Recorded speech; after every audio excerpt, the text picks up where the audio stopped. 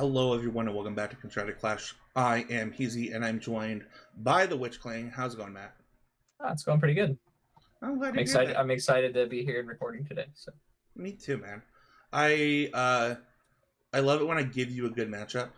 You know, it gives me an out. I already have the Johns ready for those who are familiar. is this a good matchup? For you, yeah, I would assume so.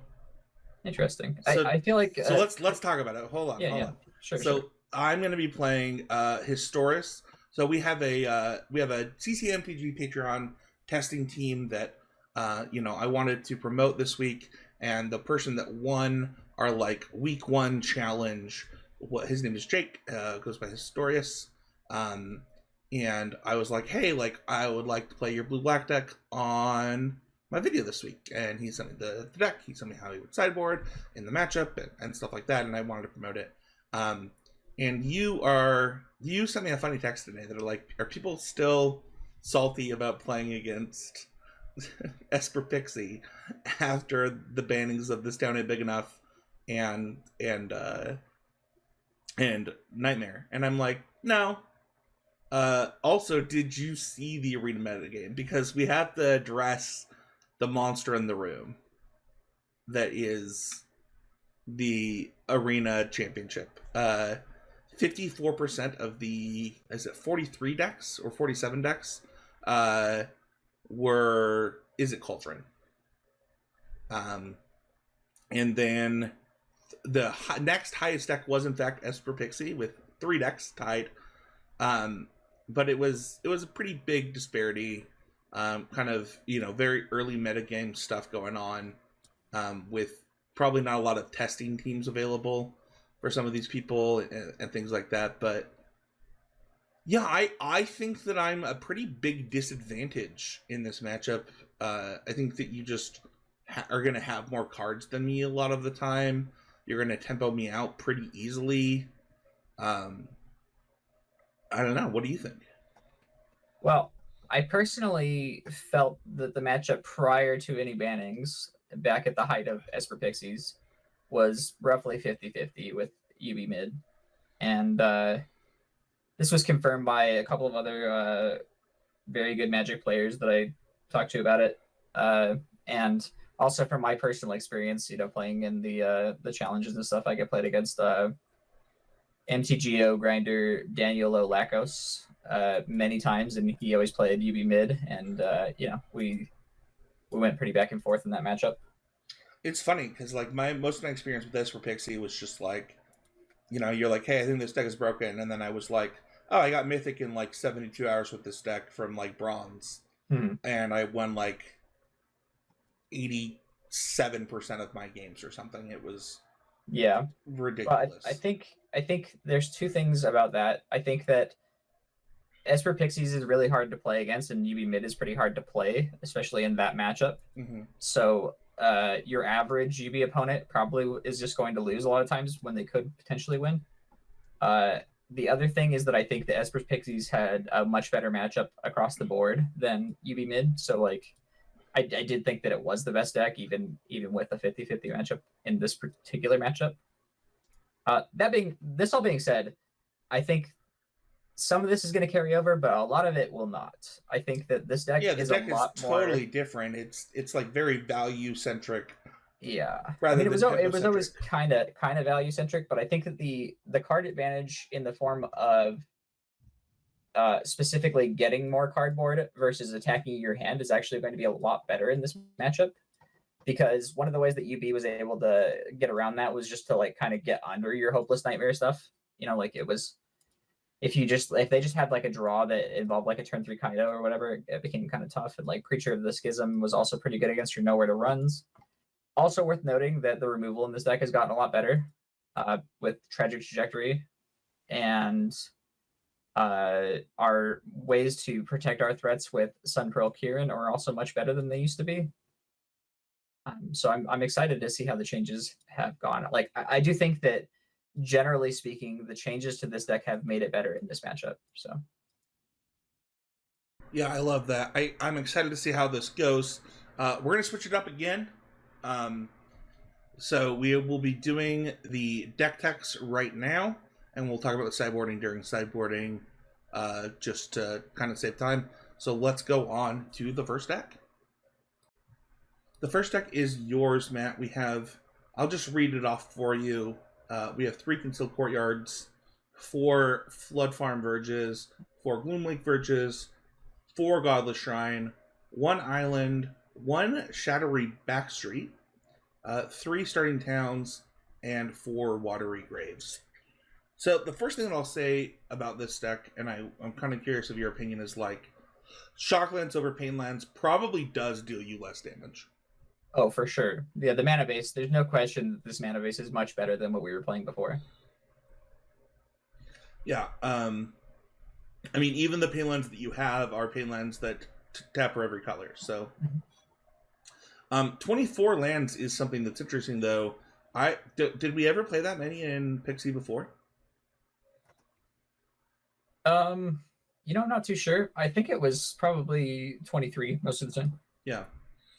Speaking of Pixie, we have 4 Nurturing Pixies, 4 Spyglass Sirens, 4 Storm Chasers Talent, 3 Tragic Trajectory, 4 Stumptocurean, 1 Cryogen Relic, 2 Fear of Missing Out, 2 Memento Breaker, 4 Nowhere to Run, some more new cards in Cosmogrand Zenith as a 4 of, and 4 stock up. The thing that I want to talk about with this main deck specifically, as we talk to the viewers, is my personal impressions playing against this deck. Cosmogrand Zenith has been very, very good against me, and is a huge get for the deck overall. Yeah, that card has impressed me in the few games that I've played with this deck so far. It is the ability to just close out the game from nowhere is pretty potent, and I think one thing that wasn't super obvious to me when I first read this card is that it basically is a 3/5.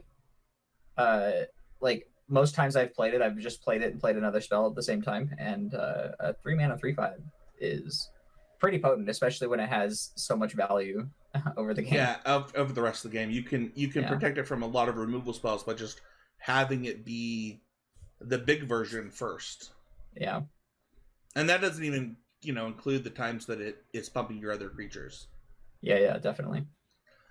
You have 10 bounce effects in this deck, between Nurturing Pixie, Kieran, and Fear of Isolation. Obviously we know the power of Pixie. Sunpearl Kieran, a new addition that Pixie got, that never really saw the light of day afterwards, but now is kind of the forefront of this deck, and you kind of mentioned it in the pre-show.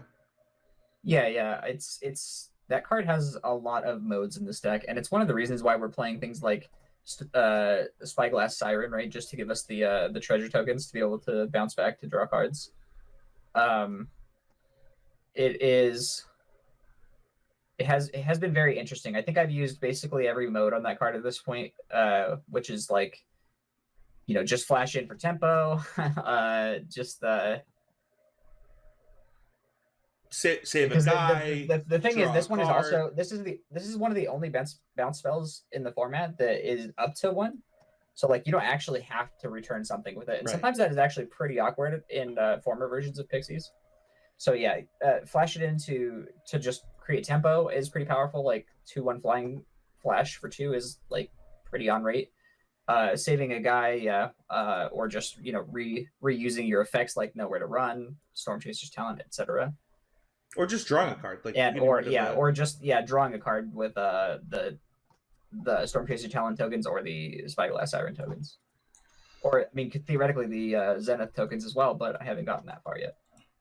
Yeah, the other card that just to actually before I do that, let's talk about Fear of Isolation, because we don't have, if we had this town ain't big enough, we'd probably be playing no Fear of Isolations and probably be playing 4 this town ain't big enough, but we've probably decreased our number of bounce spells. We found a way. We found a way forward.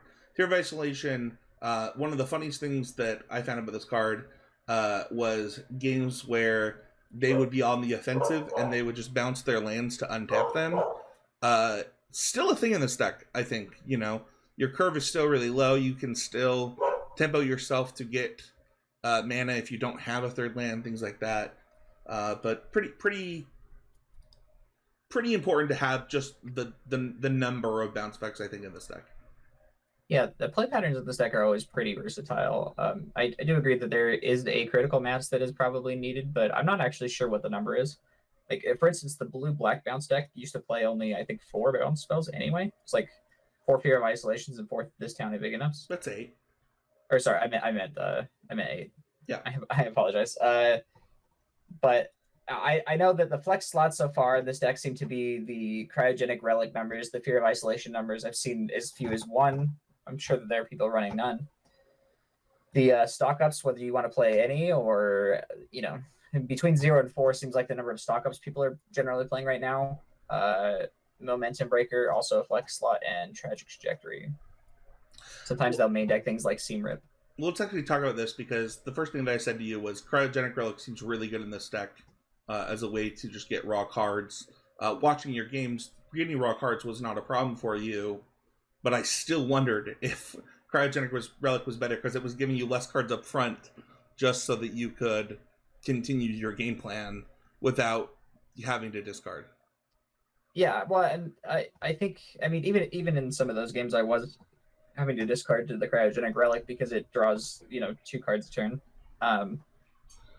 But I think that having a critical mass of things to bounce is really important, which is why I do like playing, at least some number of Cryogenic Relics. Because if you have nothing to bounce, your turns become very awkward sometimes. Yeah. But I do think that they're, like, Stock Up is a much better top deck than Cryogenic Relic. And it's really about whether you think you need the early game value / tempo versus the sort of inevitability that Stock Up gives you, I think. Like, if you're in a spot where you have plenty of mana to do whatever you want with, I would generally rather have Stock Up because you get to just like sculpt your entire game plan around whatever cards you pick here. Yeah. But in the early-ish game, it's very hard to cast Stock Up like on 3 in this deck, for example, because not only is it pretty tempo negative for a somewhat tempo-oriented deck still, but also it is hard to get your hand low enough to be able to cast a turn 3 Stock Up.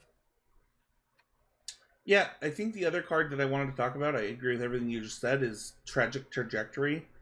Just a card that in the blue-black deck has been kind of middling, but in this deck is very easy to turn into the best removal spell that you could want it to be, for a sorcery speed 1. Just 1 mana, kill whatever you want. Yeah. And I think, this deck is sort of uniquely good at having Tragic Trajectory turned on, right? Like, compared to other decks in the format that kind of have to work for it. Yeah, sculpt something that makes sense. But obviously, just, Sorcery Speed Disfigure is a totally fine card. Yeah. But yeah, if you can get it to be killing Shieldrids and things of that nature, it's quite good. Let's go on to my deck. We have blue-black mid-range.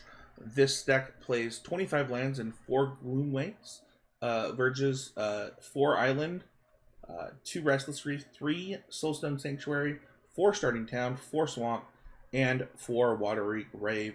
Mana base really clean, playing as many creature lands as possible. You have 2 Phantom Interference, 4 Spyglass Siren, 1 Duress, 2 Tragic Trajectory for some of our cheaper cards, 4 Floodplain Drowner, 2 Bitter Triumph, 4 Heat Cavern Bat, 1 Nowhere to Run, and 2 Shoot the Sheriff.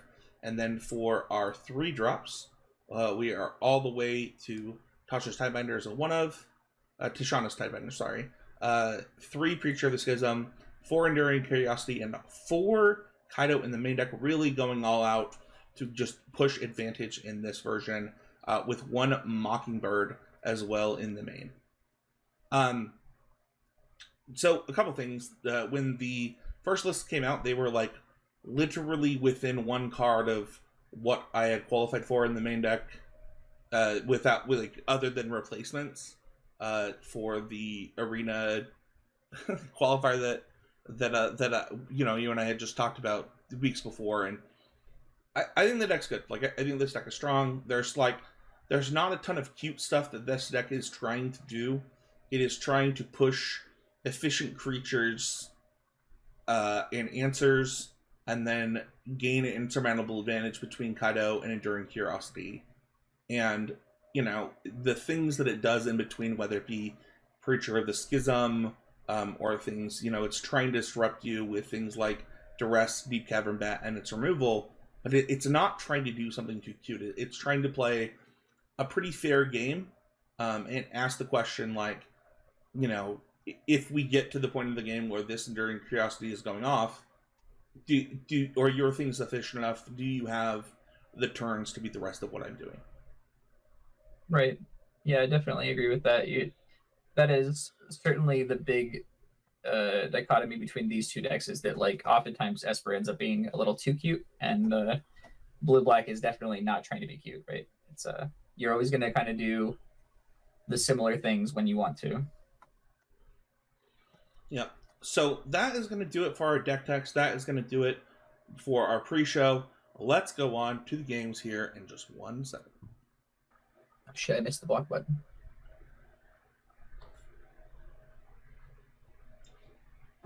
You won the die roll again! Yeah, I'm apparently very lucky. Apparently. Would you like to be on the draw? I would not. I think I'll take this opportunity to be on the play. It's good thinking. Good thinking. I think that I'm supposed to keep this hand. Yeah, likewise, I think that my hand is a keep, but could go bad in a hurry.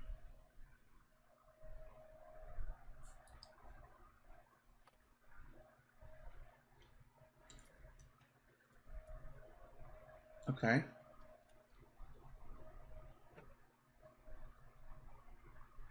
So, knowing that I'm the controller and I'm trying to decrease just the number of pure things that Matt can do, I don't actually know if this is going to get better than this. Sure.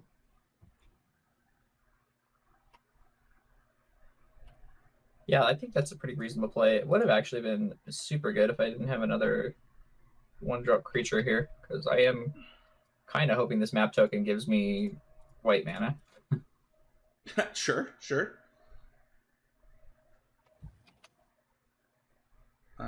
It did not. It hasn't yet, but...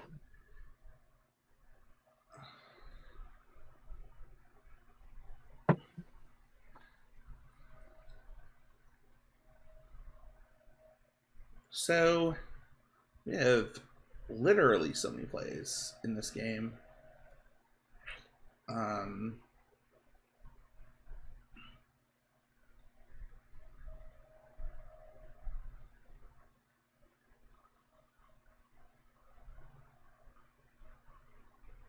think we're just supposed to do this.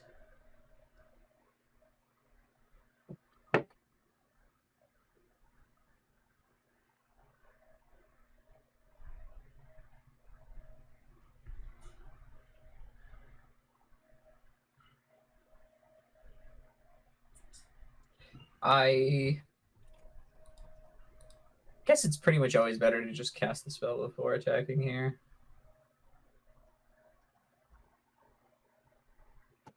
Like, anything else is just like kind of too cute. I mean, there's like the chance where you have Phantom Interference plus Blood Pit Drowner, but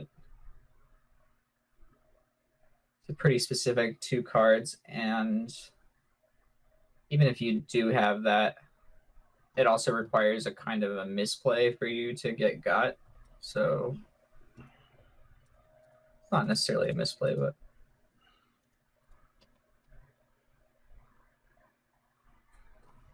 yeah, I think I definitely want to do this.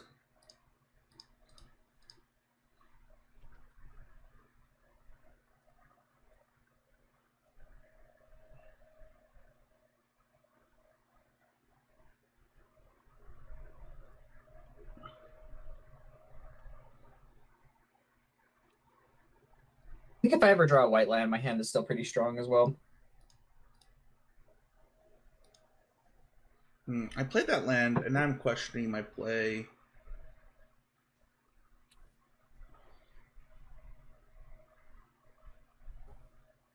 No, I think it's still right. It's just awkward. I mean, Preacher of the Schism seems really strong, so if this is awkward for you, then you must have some bangers over there.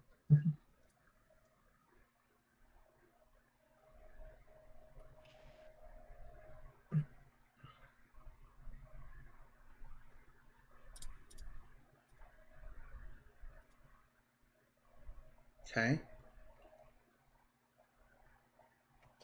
It's a pretty interesting card, but I think we can't afford to draw that here.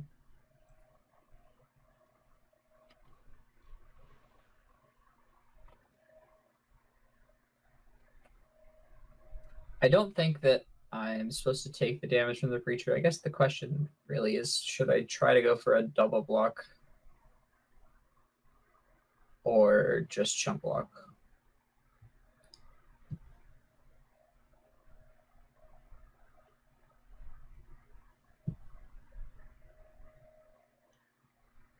I think that I'm supposed to go for a double block, because even if you have Shoot the Sheriff here,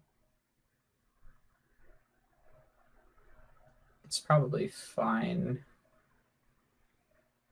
Like, it protects my future threats, assuming that I actually draw this white land. And I think you would make this attack regardless of whether you had it or not. Obviously, I have to block because I don't really want to get kiteed here. So the question is just like throwing one under the bus or throwing two, right? And like the thing is, if I'm already throwing one under the bus, even if you have a removal spell, it's not exactly like a blowout, right? Like I'm still trading a creature for a removal spell plus the chump block. No, it's pretty much the same.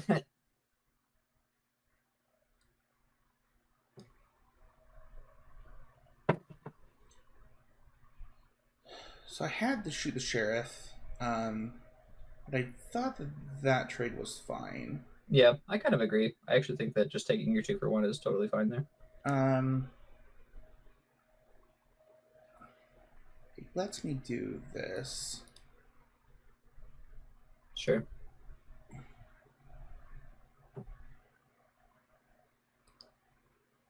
Yeah, that seems to make the most sense to me, especially with Shoot the Sheriff in your hand. Like, if I draw the white land, then the Kirin is something that could theoretically punch through your removal spells, but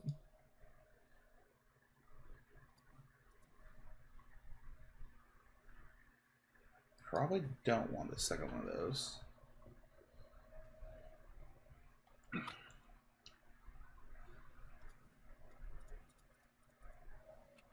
Stock up!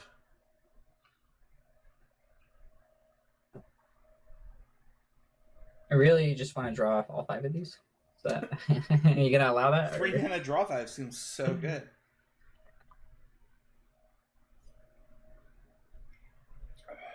I obviously have to take a land. We don't actually need 2 lands. I can get this in hand cam just for reference here.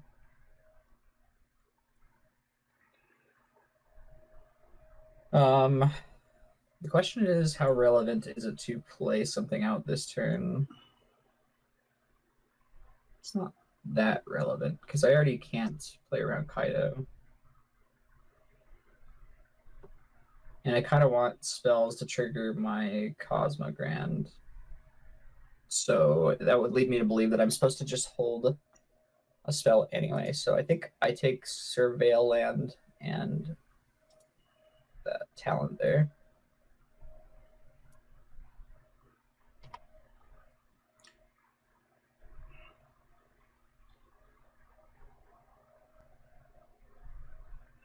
Yeah, similarly, it probably need something to not be a land here.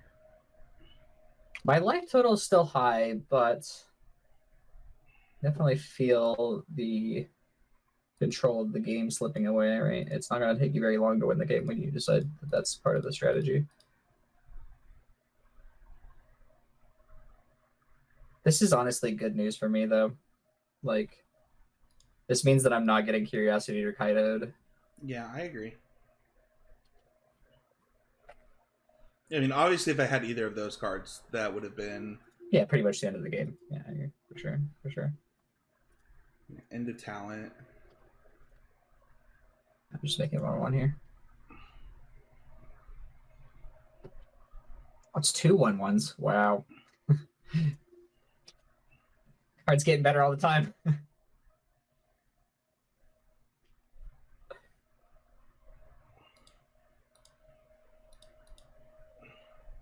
Yeah. Makes sense to me.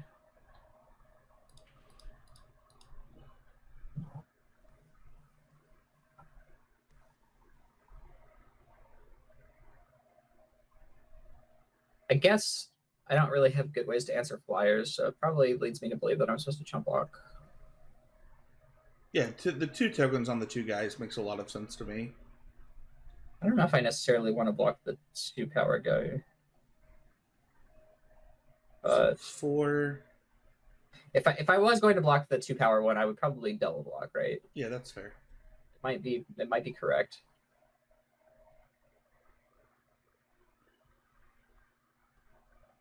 Maybe it is just correct. I think I kind of just need to stem the bleeding here. So I have the other Cosmogram, which you know. So if I could draw like a FOMO or something here. Like a Pixie. I think that you have the option for that is to, well... I did actually draw the Pixie because I'm great. Oh, well, never mind. Ignore what I was about to say.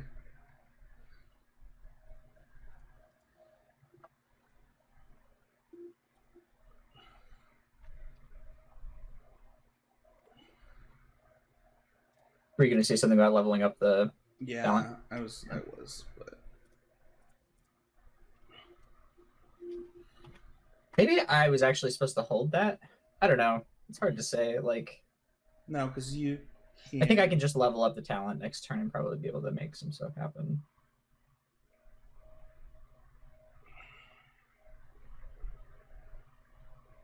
That sucks. I think that you just won the game by drawing that. Yeah, it was a good draw. That being said, I mean, I was obviously pretty crippled for most of this game, right? Like, I spent the first like 6 turns of this game without white mana. 3 white cards in my hand.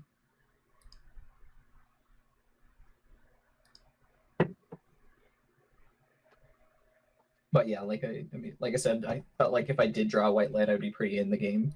That's kind of what's come to fruition here. Also, worth noting that stock up was significantly better than the trajectory would have been on the turn when I top decked. Yeah, sure. Yeah, that makes sense.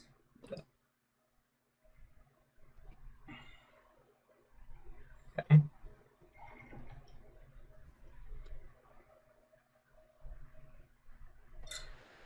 So I could even just return a stock up. It's not like I... So like, look, what's the worst? You have 0 cards in hand right now, right? So you can't draw both Kaido and Drowner. Yeah, you also have another top card in my deck. Oh, did you... It's a Bitter Triumph. Okay, Bitter Triumph, okay. Cool. That makes sense. It's going to have to be cast with the pay 3 life mode, which I guess you would always just cast it that way anyway.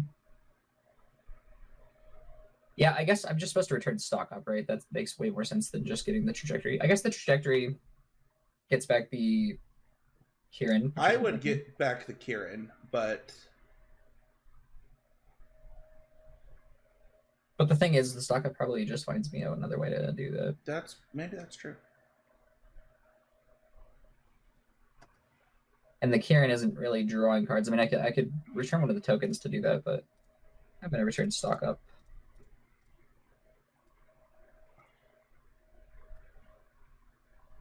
So there's also...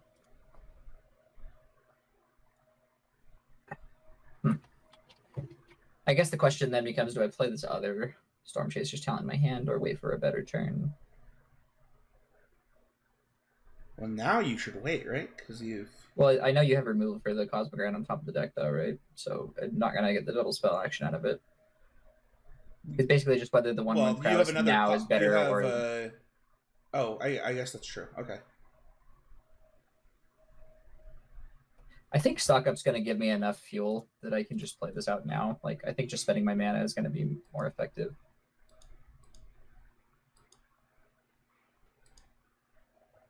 Definitely need this Pixie to be on defense still. I mean, technically the Cosmogram could attack, but they just bounce off of the Sanctuary. Or I guess if you really wanted to get spicy, you could actually do some kind of a double block because then you could use your Triumph on something else, like Triumph on the Pixie. Might even be an interesting line to go Triumph on the Pixie now, like if I don't have a blocker in the air.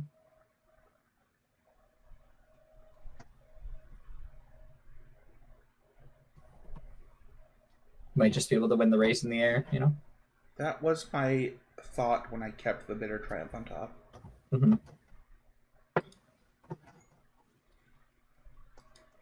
You may also not be able to, obviously, right? Like, I have stock up in hand, so like if you Bitter Triumph the Pixie and then I stock up and find like nowhere to run or something, that's going to take off most of your pressure, and my team is going to be, very large.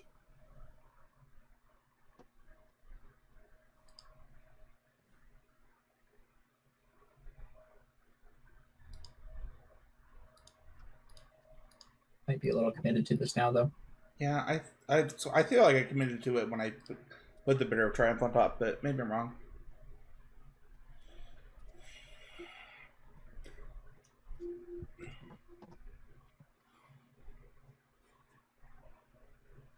I definitely feel happy that I put the Storm Chaser's talent in play, given the way that this turn played out. Having the creatures in play be a big boon. Okay. We'll lead off with a stock up here. That makes sense.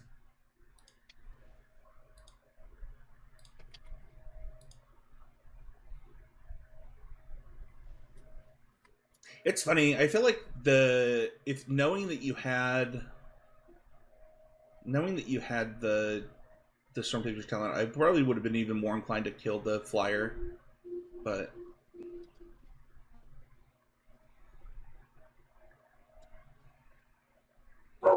here's the pile I'm looking at here. So it's got 3 lands, a nowhere to run.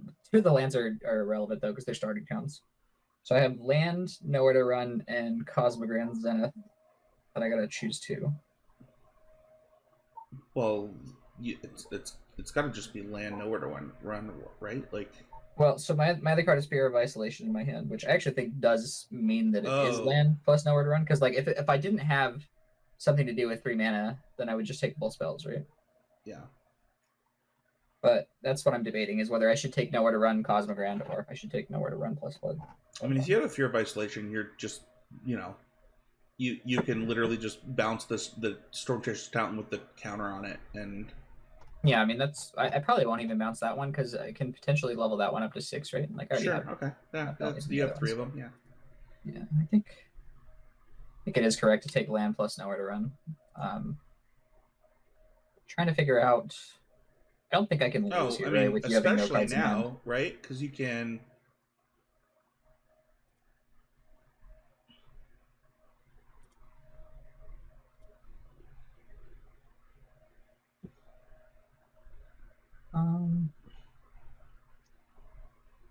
I think 1/1s is just fine here.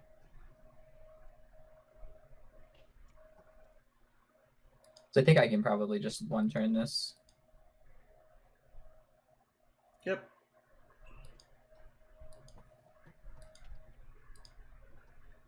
And really no reason to hold any of these back. And I think no matter what, I'm going to be at 1 in the worst case scenario, right? Unless there's something I'm not thinking of. Yeah, Kaido puts you to 1. Which I think is my best draw. Oh, actually, yeah, Kaido puts me to 1. Yeah, any removal spell also puts me to 1, right? It's all the same.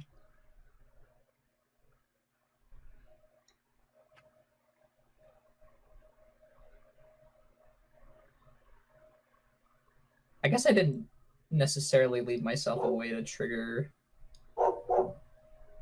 Cosmogran this turn. Yeah, one of the things. Oh no, I did because I can know where to run the Deep Cavern Bat, right? Yeah, so I have it. Yeah, you're good. One of the things I love that the draw card doesn't work. They just are never going to fix it. One of the things that I think is interesting is like you kind of saw the like how this deck sputters when it doesn't draw Kaido or Enduring Curiosity. Yeah. It definitely gives your opponent a lot of time in cases where you don't draw the Kaido. Going back to the play where you decided to save the shoot the sheriff, I think maybe if you didn't have a Kaido or an enduring curiosity or some way to push your advantage, it might have actually been correct to save the preacher. Yeah, that could be true. I mean, it definitely played out that way. So, all right, I will keep. Yeah, I'm gonna try this hand. It's definitely a little bit awkward. Did you mulligan? Yeah, I did. Keeping... Oh, okay. You were keeping your 6. Yeah, there was no colored lands in my opener, so I didn't feel like it was worth talking about. No, that's totally fair. I was just trying to catch up. Yep, I think this hand is particularly awkward in this matchup, especially. But I'm trying to play this as though I don't necessarily know what you're playing, and I think I would keep this hand in the dark. It might have actually been the wrong land now that I'm looking at this. Yeah, I don't think it'll matter.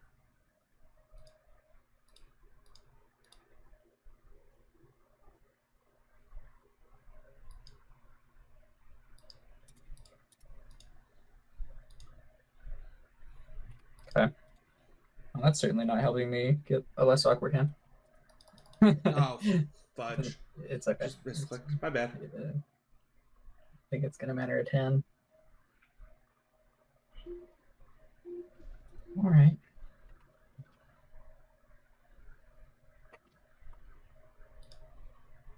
Yeah, the single copy of dress definitely coming in clutch here. Just have to trade. Try to.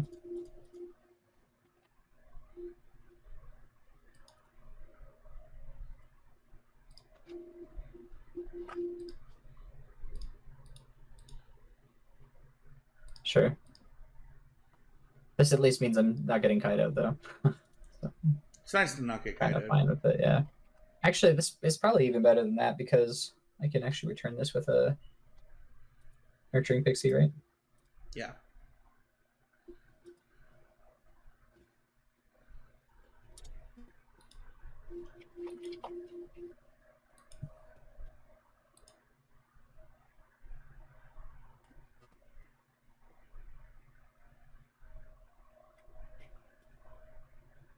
Wait, do you have Godless Shrine and Water Grave in your hand?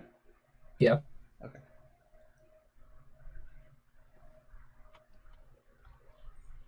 I thought the damage was more relevant than worrying about you knowing what lands are in my hand.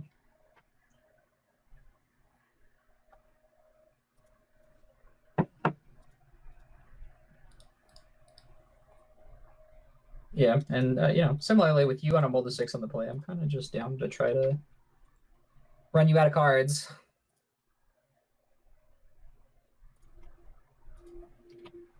Like, even if you just trade and play Kaido second main, at least it's not getting a card off of the 0. It's definitely still a strong play, but you know, things are a lot worse if I don't block, right? If you just get the flash in the Kaido or play your Enduring Curiosity or whatever.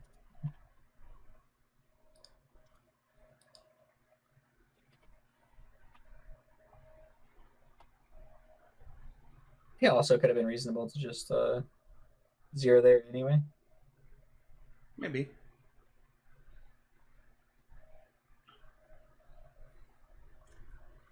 I don't hate having my Kaido up. Sure, and also making it bigger in this matchup probably is pretty good. Yeah, possibly. I think I'm pretty unlikely to block 3/4 until later in the game anyway, or like more than just jump block. No, you have. I said that, but I said that, but I definitely just like double block the creature of this case, and I've been pretty aggressive about blocking in general. So I think your deck lends you to being allowed to do that, which I don't think is like natural on paper. So sure. It's very interesting.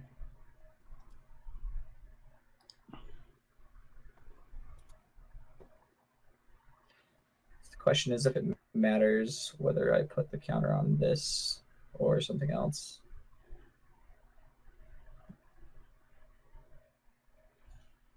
I guess all things being equal, I probably should just diversify the counters. Like, if you fire up the statuary next turn and attack me with it, that's probably good news for me. Okay. Probably want that. I guess I do want that, yeah.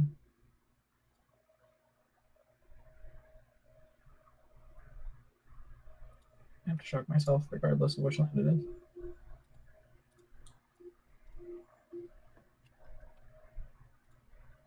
What the fudge? It's your last. I'm very confused. I have Watery Grave, Storm Chaser Talon in my hand. Okay.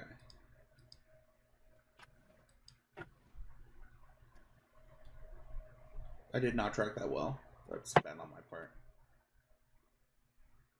It's all good. It happens. Okay.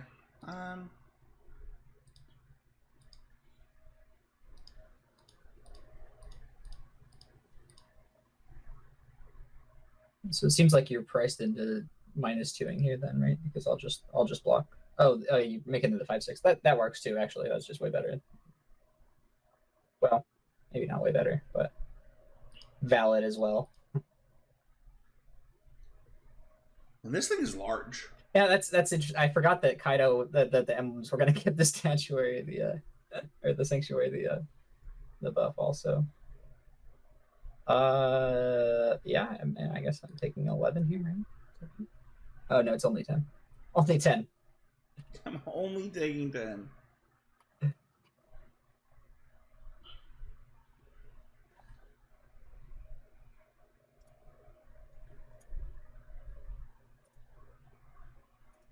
Yeah, I gotta make blue mana for that. I don't know why Magic Online just can't read my mind. Okay. Well, how far in do we need to go on this Kaido? Well, I think that this Kaido is not long for the world. Oh, did you draw a removal spell? Well, this is a removal spell right here, right? What do you mean? It puts a stun counter on something? Oh, I forgot I did that. Man, this card's so much better than I thought it was already. Oh, except... It has to be tapped. Yeah, okay.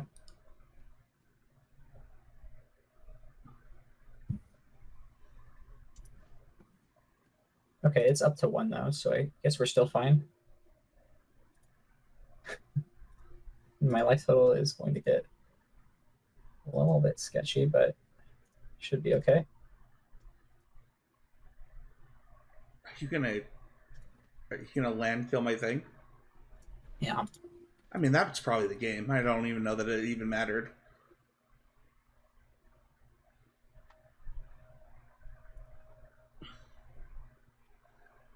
And that seems really lucky that you drew those cards specifically.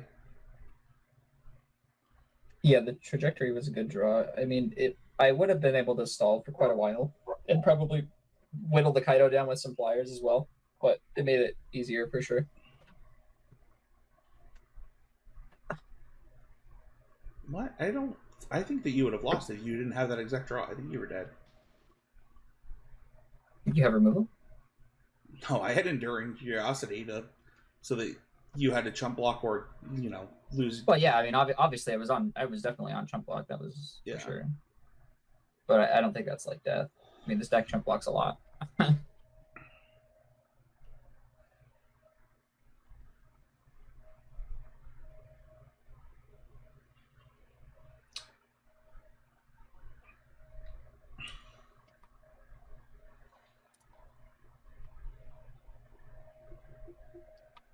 Enduring Curiosity is probably still going to be pretty good here anyway. It's a card I could lose to. Guess I have to wait.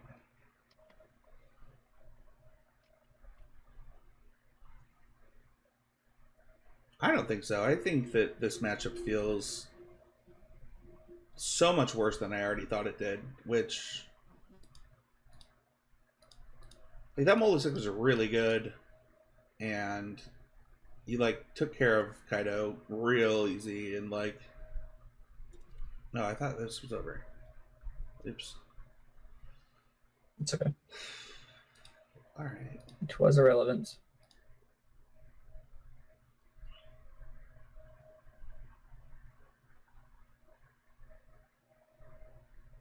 I don't think it matters which one you take. I guess that you could theoretically save your bat this way. Okay. No, I saved the other one this way, right? Oh, sure, because I don't have a way to trigger. You're right.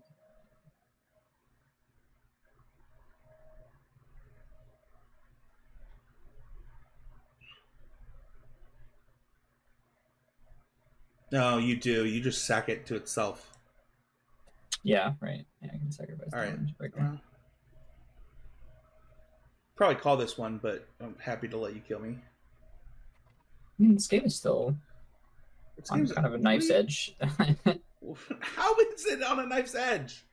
I feel like I could be dead. I mean, obviously, I don't know which other card in hand is. I'm gathering it's not very good based on the way you're talking right now. But this, because that's what. Yeah, this is what I was thinking. Yeah. So like the thing is, I obviously can't attack with everything, right? I can attack with some things, but like it's not even that clear how many things I can attack with here. So like, if I'm assuming worst case scenario, you have Drowner in hand. I mean, I'm assuming you don't based on all your talk over there, but like we're ignoring the table talk. You have Drowner in hand. I attack with 1, and then you Drowner my Pixie. You draw a Kaido. I got a 1, but I can sack for speed. Alternatively, I could attack with the Pix. I could attack with the Otter. I should probably attack with the Otter and the Siren, and then if you Drowner my Pixie, you still need to draw something. But the Enduring Curiosity has me freaked, right? Like if you start drawing cards, I'm probably in bad shape. Sure. So I think just to attack with just the Otter for now.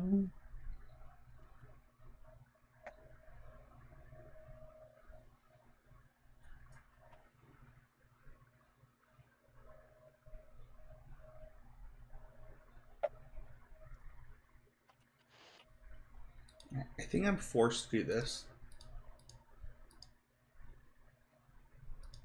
Sure. I mean, this seems pretty good, right? If you just draw like another removal spell or a Drowner or a Kaido. Stupid. Pirates are outlaws. Oh, funny. I should have killed the other one. That's just a mistake. Yeah. Well, I'm glad I got that on camera. Yeah, that's interesting. That's something I would not have considered either. So that's actually a good to note.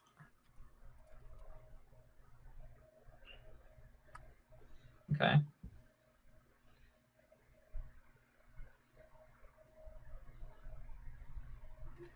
You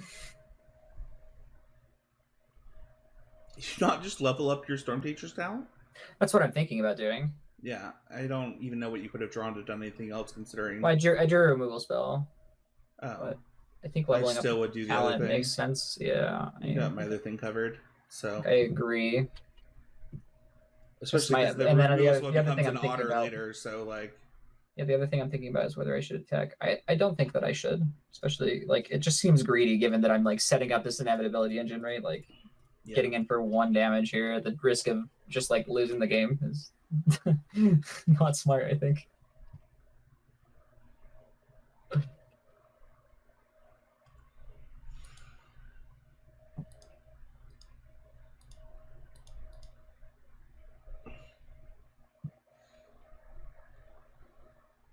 Okay.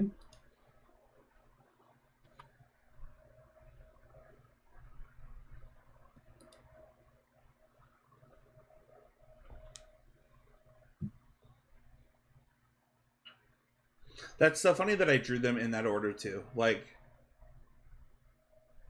sure. I mean, drawing removal spells is still pretty good though. But yeah, obviously, if you had drawn them in the other order, you wouldn't have had any issues with your. Yeah, it'd be a card deeper decisions. And right. Yeah, for sure. And also, I probably would have had to know where to run that thing last turn instead of leveling up my talent. Probably doesn't matter though. I think this nowhere to run is gonna, like, it's gonna give you a trajectory. You already have a momentum breaker in play. I think that you've lost. This is on only instance sorceries. Oh, is it? Yeah. That's still probably worth it.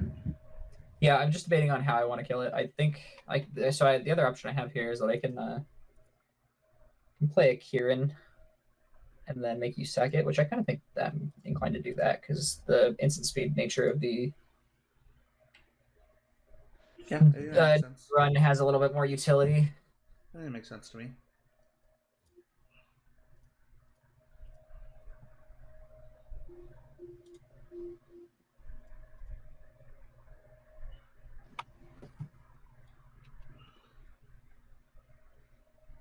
I think I can attack because even if you had Drowner, I can just know where to run it.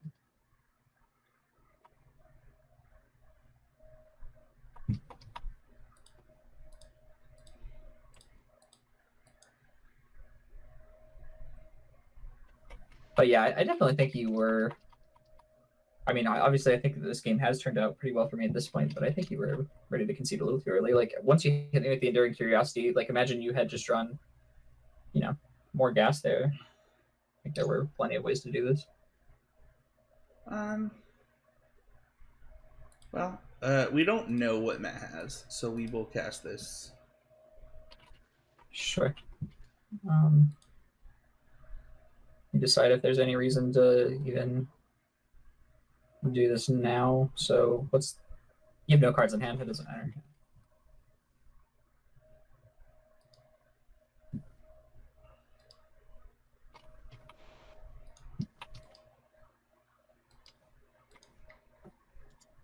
Get kind of punished if I draw stock up.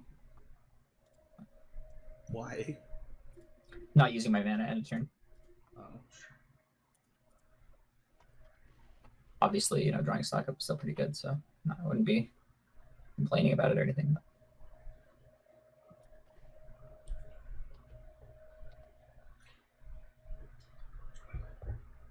I mean, to be honest, this game is still losable, which is pretty wild. I don't think that's true. I don't. What if you draw like another Curiosity here?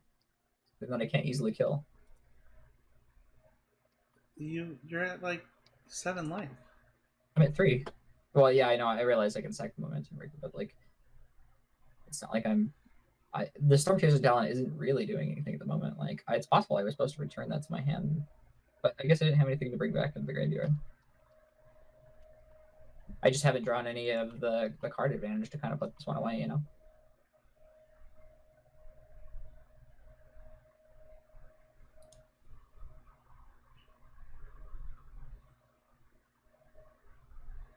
And like another curiosity here, like if you did draw it, it's such an interesting spot, right? Because you could just like bluff it too. And it's like it's such a potent bluff that I almost have to respect it. Like in theory, I have the Stormchaser's talent leveled up, right? Like my draw step should be a lot better than yours in theory, but I think that the way that I lose is just by like not respecting things that you could draw. And like getting you from 6 to 5 probably isn't going to be that relevant at the end of the day.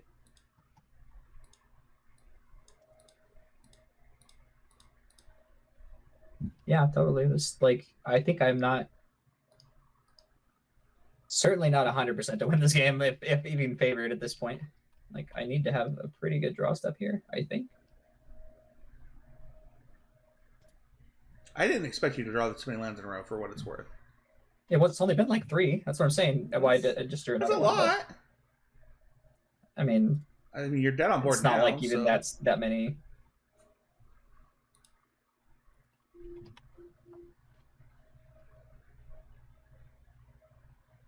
I guess you're not dead on board.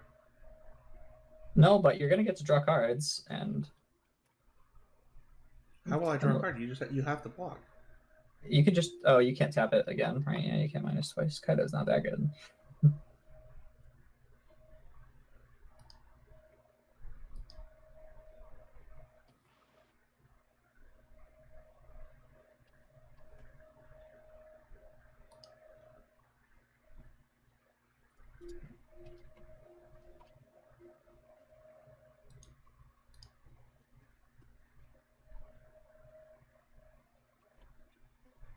Stock up, stock up, stock up.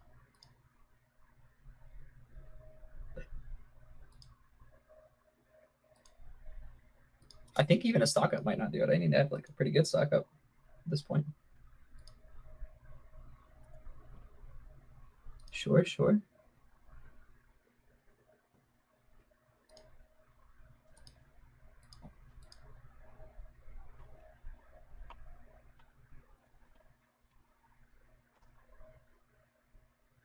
All right, I think I might as well just do this now. I think that.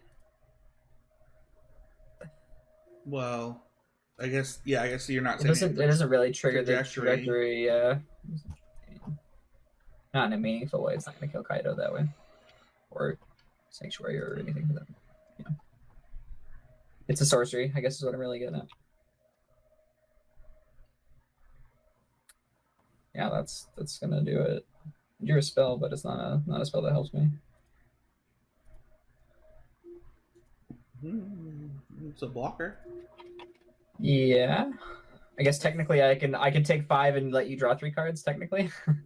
No, it's more than that. My Sanctuary is also a 6/6. It's a 7/7 or whatever. Yeah, so we forgot cards, twice. Top cards stock up, of course.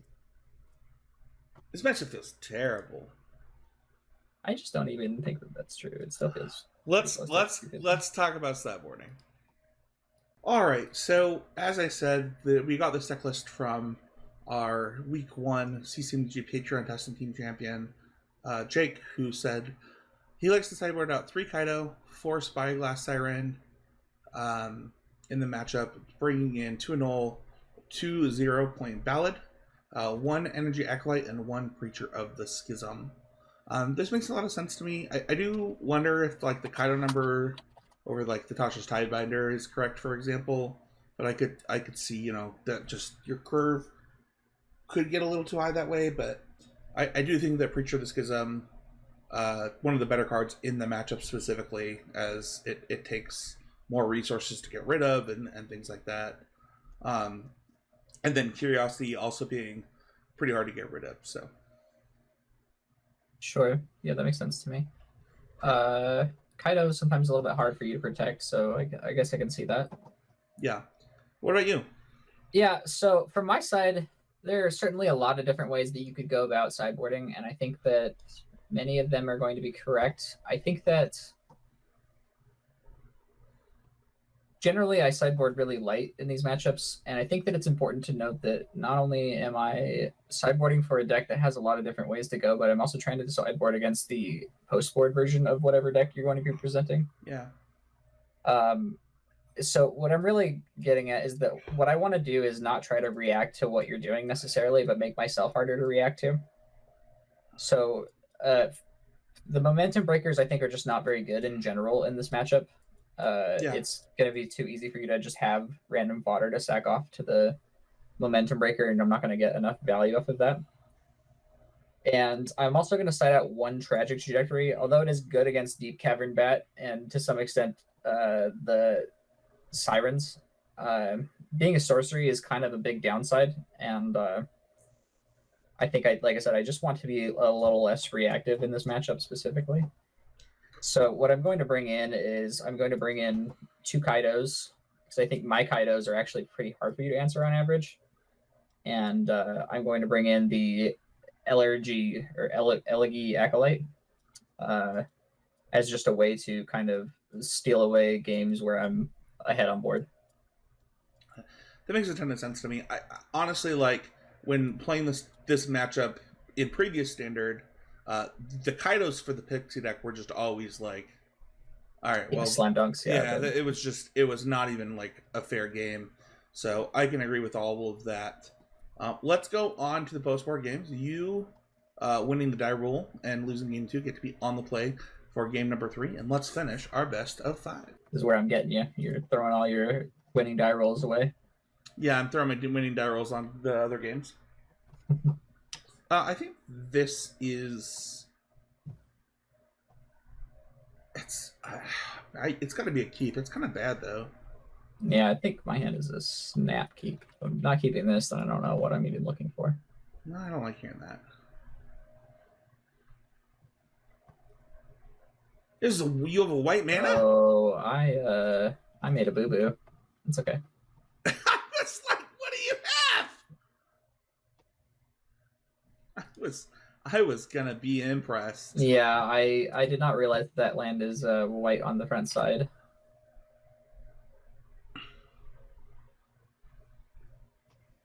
Did we make a big boo boo?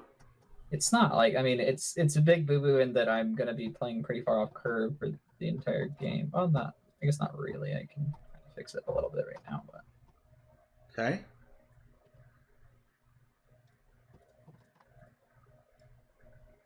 probably leading to me taking a little bit more damage than I needed to, and also I have one less permanent in play than I should. And I guess I ended up drawing the same amount of cards because there were 2 lands on top, but could have theoretically been awkward in that way as well. Okay. Oh, we didn't play Starting Town? No, because they both are going to enter untapped. Sure. Okay. You know, it's like, it's, you know, it's going to be the same either way. I'm going to have a tap land at some point. Oh, that's a good point.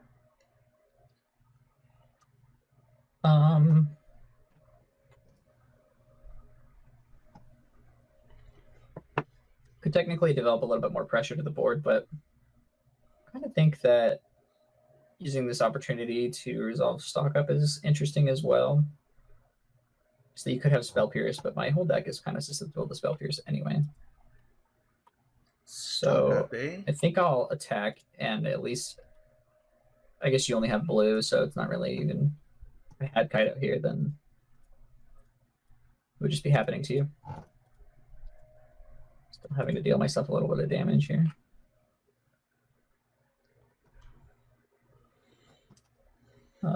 Stock up choices. I'm definitely going to take this one on the left here. And I guess just another stock up kind of makes sense as well. Going infinite. All right, we really need to land on top one time, dealer. Ooh. Very nice. One time dealer.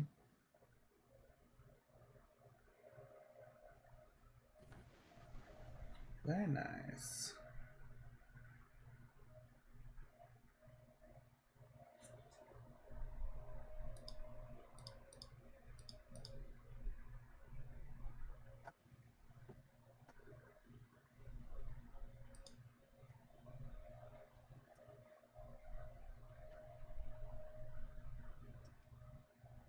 Very interesting turn.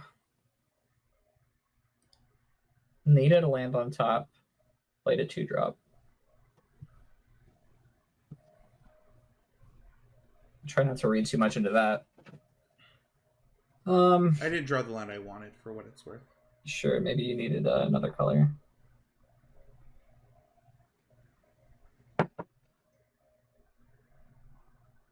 Also, maybe I drew the deep cavern back. I mean, yeah, that would be the thing that would make a lot of sense if you didn't draw the land, right? Yeah. If you weren't about to miss a land drop, then yeah, I would guess that drawing deep cavern bat would be the thing that would make that sentence make sense.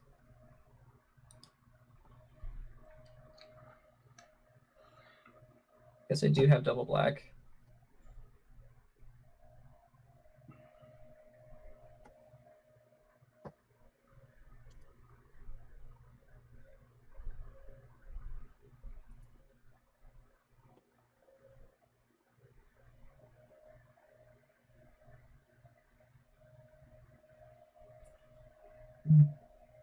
Yeah, obviously I could just slam the Acolyte here, and you're probably going to end up blocking with the bat.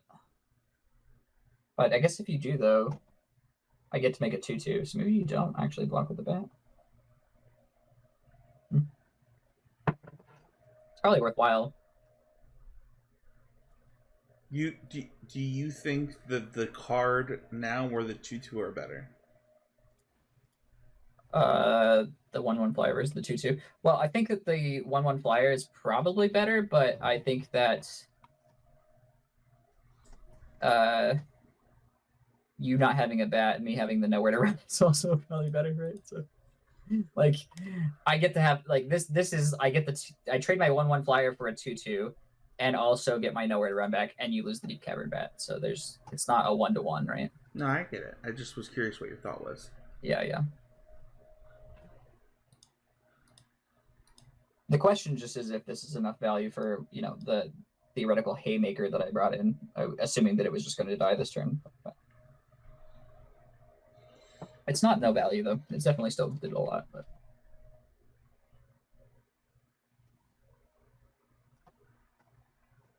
And I think I'll start out by attacking with my 2/2 here. Test the waters for like a potential flood pit or something like that. And then, as much as I want to cast this next stock up, I think that just going to try to use more effective mana for a second. Null is fine.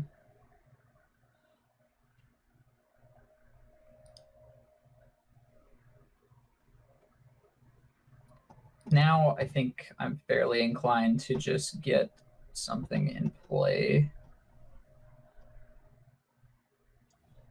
instead of holding up interaction, although I did tap this badly enough to where that's not an option. This mana has been very interesting in this game because I don't have any basic land types, so my lands are not tapping for the colors that I think they're going to, which is obviously, you know, my fault, but...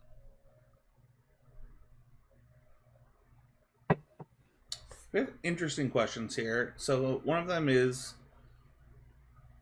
whether we want to take the nowhere to run to the stock up.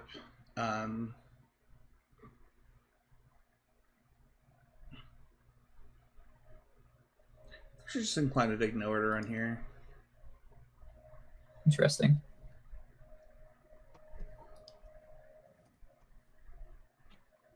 So the 4 cards in hand that we know about now are Stock Up, Fear of Isolation, and Spyglass. What's Glass Siren? And Talent, yeah. But it's Talent, Stock Up, FOMO, or Fear of Isolation. Yeah, they're all. It's just 4 blue Siren. cards. Yeah, yeah.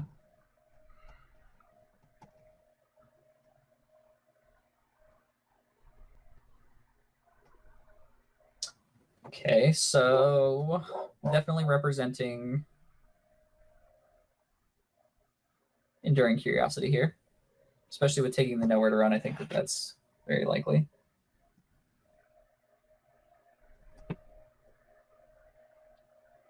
Which means that I'm probably good to just cast Stock Up. I mean, if you have Phantom Interference or something, like... I mean, it wouldn't even counter it. Yeah, true. I mean, yeah, it would still be a good tempo play, maybe, but...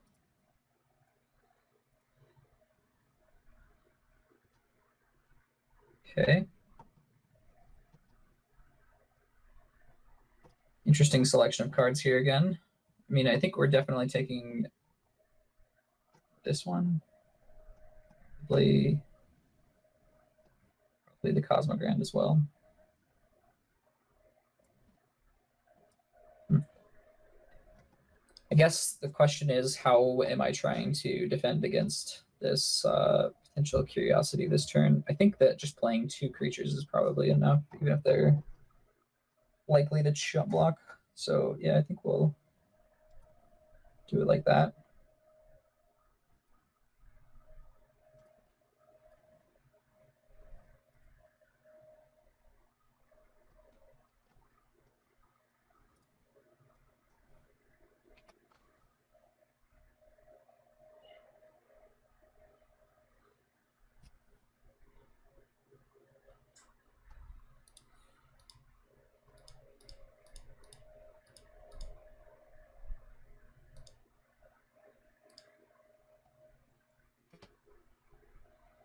It's pretty hard.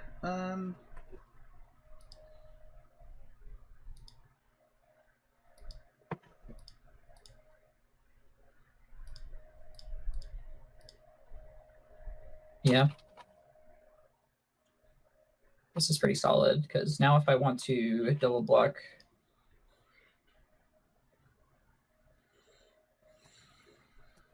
I probably still need to throw in a chump as well. It might be fine, though. I think then the question becomes, do I double block Curiosity or the Sanctuary? And I think the correct answer is the Sanctuary. So if I throw out 2 blocks like that and then one like this, it's probably the best I can do. Oh my gosh, I don't have a stop on damage. Oh, you had a removal spell, I take it. Yes. It's unfortunate. It's very stupid. Okay.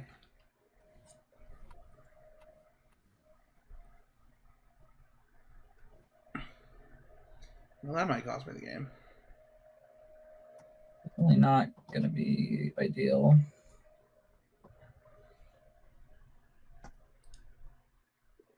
And I think I'm just going to try to make more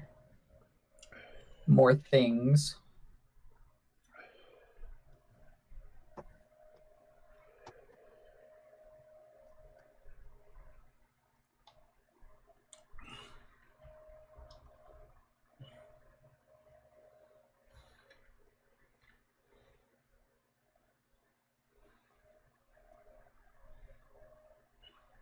And that's going to do it.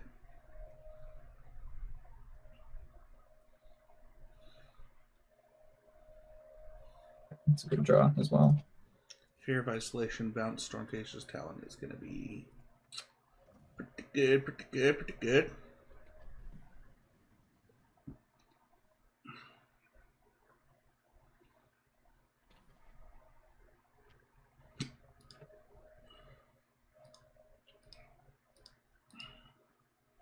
Yeah, certainly it's interesting if you don't use the removal, or like if you'd use the removal last turn, right, and save the I had Sanctuary. I think you'd been. Sure, yeah, I just mean like I meant that it's better for you. Obviously, I'm not suggesting that this is better.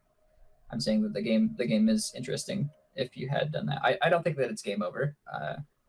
For reference, I have another Cosmogrant on top of the deck. Oh yeah, But it would have been we'd have been in a probably more interesting spot. I certainly would have been a lot more on the back foot, I think, if you still had. Yeah, if I had a 3/3 in play too. You know? Yeah, and it also one more mana. Like I don't know what the other card in your hand is, but like you did also lose a mana for that. Yeah. Yep. I think that I would have had an extra mana. That probably wouldn't have had to do it the way that I did it. There's a lot of things, but it's part of having your stops right on MTGO.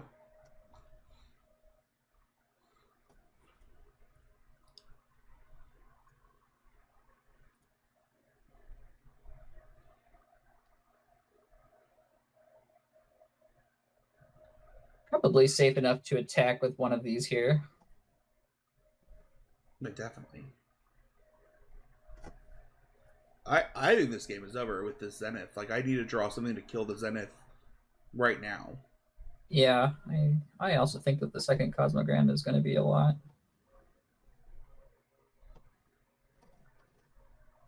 Oh. Cosmogrand has so overperformed my expectations. That card is great. Yeah, that's what I was saying in the pre-show. Really strong. I think I would have won this game had I had my other play. Okay. That sucks. Yeah, perhaps. I don't know. It's unclear, right? I am at 15. You maybe would have drawn some more cards. I would have drawn some cards. I just drew Mockingbird, and my other card is Tidebinder. Okay. So I could have had instant speed, tap your guy, do the thing, get rid of your blockers. You'd have 3 less dudes, and then Mockingbird could either be it could be another Floodpit Drowner to, I think, draw like 4 cards. But yeah, I'm not in sure this position, how all that works out. But I do think that obviously it's probably better for you to take in the value up front. In full transparency, I have a Kieran in my hand, so like some of your attack stuff probably wouldn't have worked quite right. But I actually don't know if I have a good play. I think the best play is to attack with the Enduring Curiosity. Okay. Maybe it's not. I think I'm mostly just interested in keeping this Cosmogrand alive right now. So if you don't use a way to kill it, I'm just gonna hold this. I don't have a way to kill it. Yeah, that's fair. I'm just saying from my perspective, like all I want to do is save the Cosmogrand, so I'm not gonna flash in the Kieran for value or anything here. Yeah, I think we're forced to do this.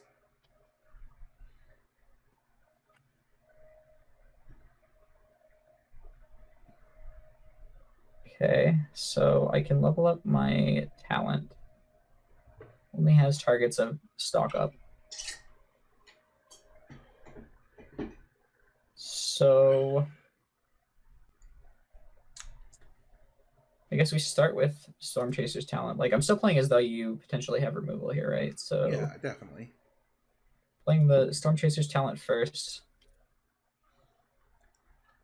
And then if I put the Kieran on the stack, like having the flash thing is just always gonna make sure that I can at least proc once.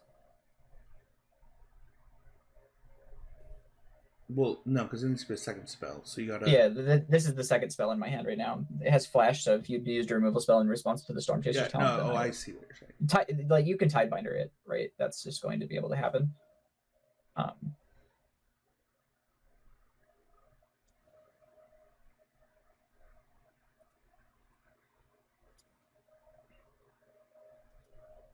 So yeah, I play this. I'm gonna choose counters, I think.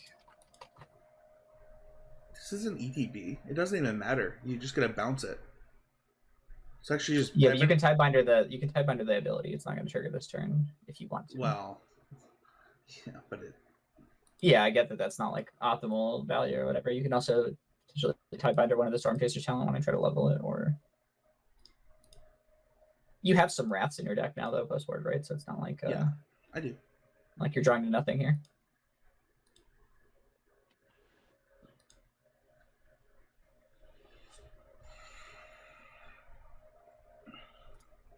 I think I am inclined to. Actually, good question. I guess I should just return the Cosmogrand, right?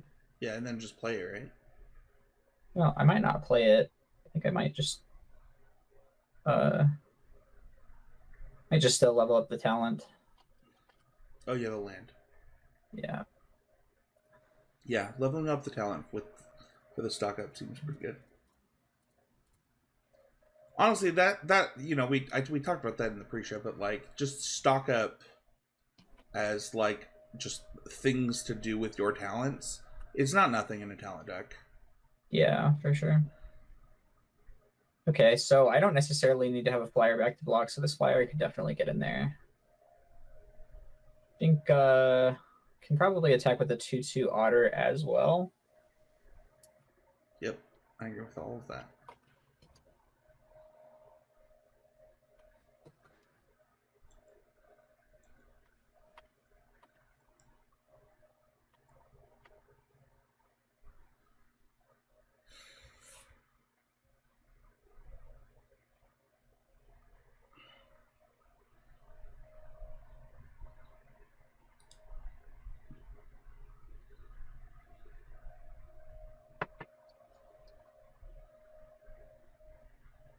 One interesting thing I've noticed from watching back these videos we've done is that I spend a lot of time touching my face when I'm playing Magic.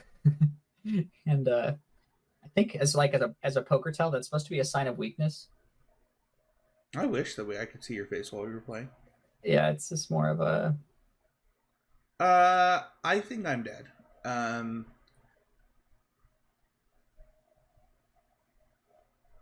So you just stock up plus the other thing, and you put a 1/1 counter on everything.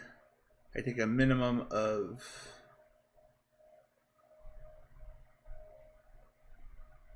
I mean, if you have nothing, it's 6 in the air, right? Yeah, I think that I'm just dead. Okay.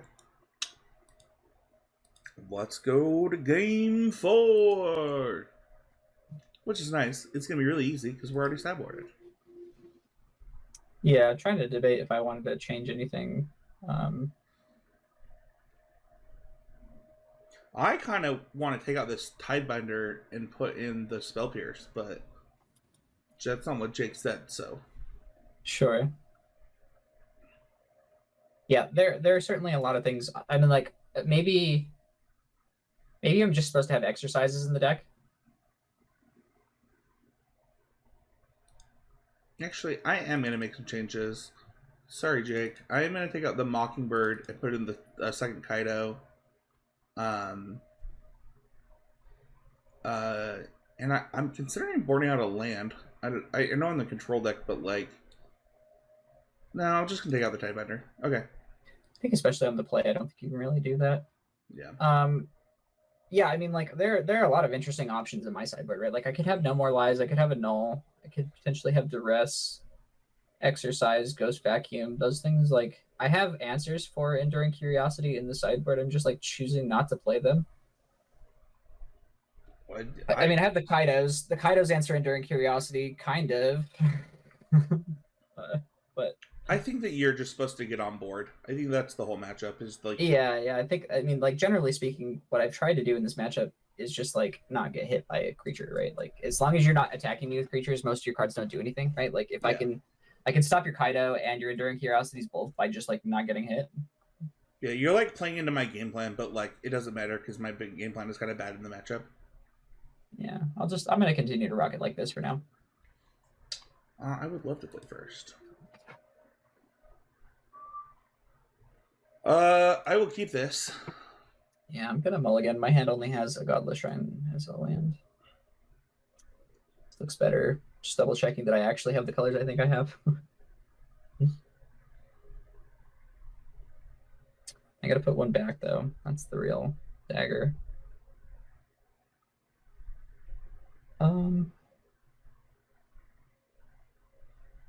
It's probably, I don't know. It's kind of interesting. Like a 2/3 is actually surprisingly powerful in this matchup. I'm debating on putting back Fear of Isolation or a land. 24 lands. I probably just have enough time to draw a land, even if I miss one. It'll be okay. Yeah. So I think I'm gonna put back the Godless Shrine, and that will make it to where I can't. Well, I could theoretically put my life away by playing Flood Farm Zone 1 again, but I'm not gonna do that. Ooh, turn 1 Duress would actually be so nasty. It's actually really good. Yeah. It is the kind of thing that can happen to this deck sometimes. You just you have your one thing to bounce and it gets taken, and now life is hard.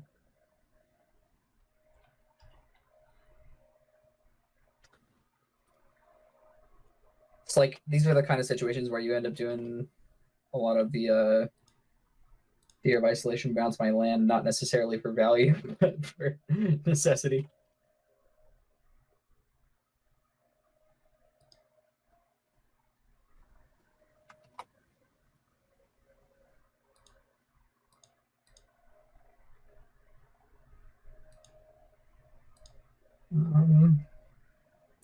So like I don't think that I can afford to just like I don't know you're boarding out the Kaidos. I'm not even sure that I agree with it necessarily.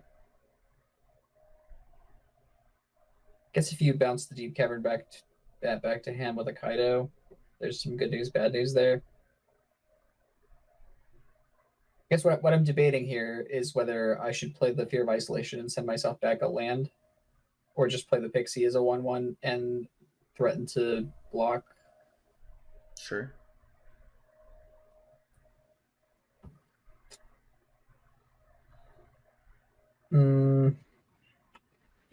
I think I'm inclined to not set myself back a land, especially with things like stock up in the deck at the moment. So I'm just gonna play the Pixie and play a little Flying Man. A Flying Man.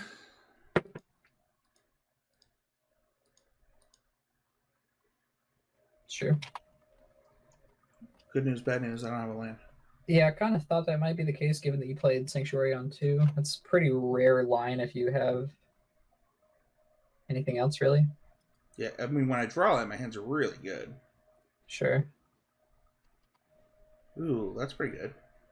Yeah, I got pretty rewarded, I think, for not setting myself back at land.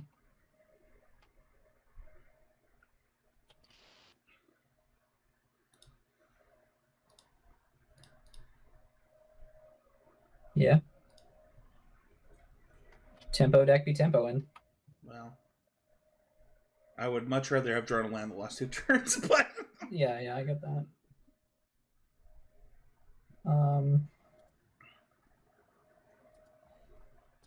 think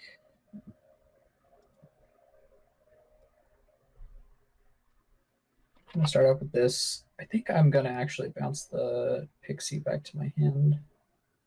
I'll give you the option to drowner it. Sure.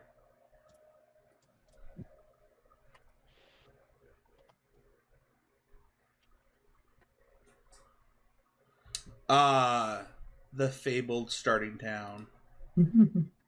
It's not a real fast land. That's what we've learned. It's a perfect fast land until it's not.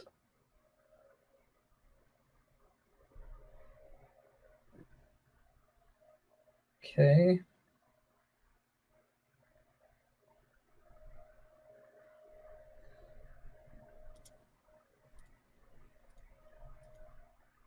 Start off with a nowhere to run here.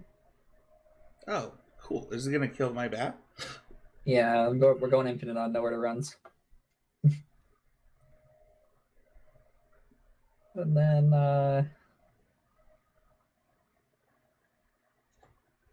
me think here for a second. I guess so I can play around the potential of a Kaido or something like that just by killing this in your upkeep. Because like if you have a Phantom Interference or some other way to stop my like a null or something like that.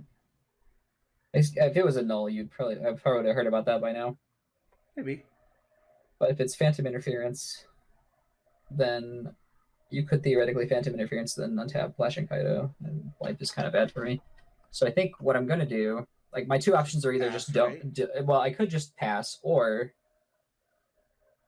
like, because it doesn't even play around second Drowner into Kaido by not attacking anyway, right? So I think I can just attack, and then on your upkeep, I'll try to get rid of this thing. That's fair.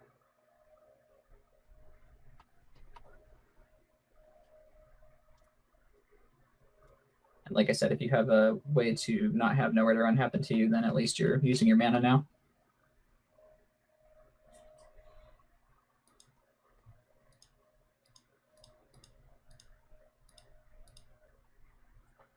Yeah. Can you imagine what that would have been like on turn 3? Woo! Yeah. All right, so leading off with the Cosmogram for sure. Question then is, what is the best follow-up here? These 0-point ballads don't even look good. Like, they look kind of bad. Sure. I mean, maybe it's just this game, but like... It's kind of like, what was the card that we used to play that had cycling? That destroys all the 1-drops? Yeah. Yeah, like some games it would look insane, and some games it would look just awful. You know, just never really know. I mean, that's kind of the strength of a lot of these standard decks, right? Is you just don't exactly know what kind of angle they're going to be playing.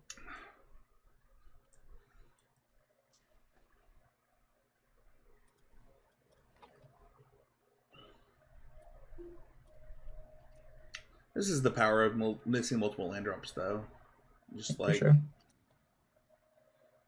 Yeah, especially in your deck, right? Like, it's actually not that bad for me to miss multiple land drops sometimes. Like, I can kind of play through it, but your deck can sometimes have a hard time coming back from falling behind, right? Like, that's just always been kind of true of UB mid. It's a very strong deck if you can keep up, but...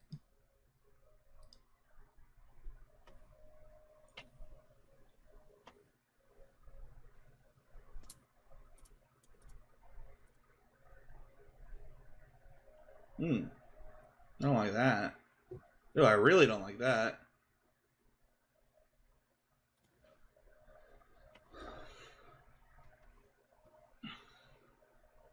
I actually don't think I can beat that. Yeah, I'm trying to figure out if I should bounce a nowhere to run or just the relic. I think you just bounce the relic because it gives you this again. Does give me 2 cards here, yeah. It's probably good. I don't think I can beat this.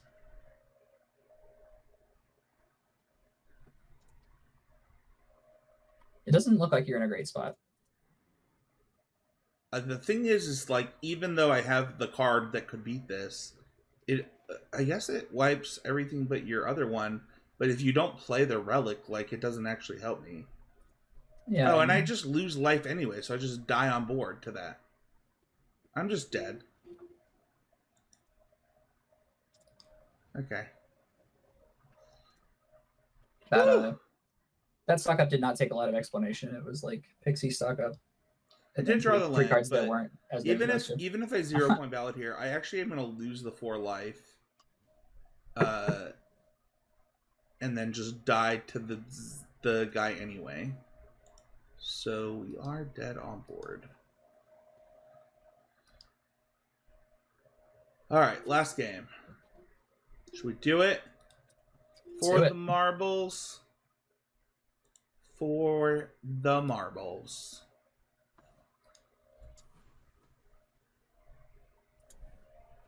I would love to be on the play. The play is good. Yeah.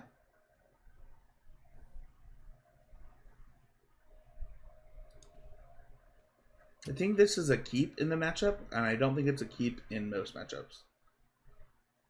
Yeah, I'm going to keep my hand. My hand is more generically okay. I wouldn't say that it's good, but it's generically okay.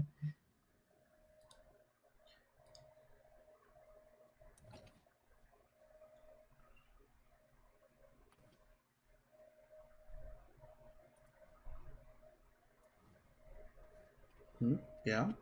I played a land that makes blue mana on one. I'm learning. You're undefeatable now. No one could ever beat you.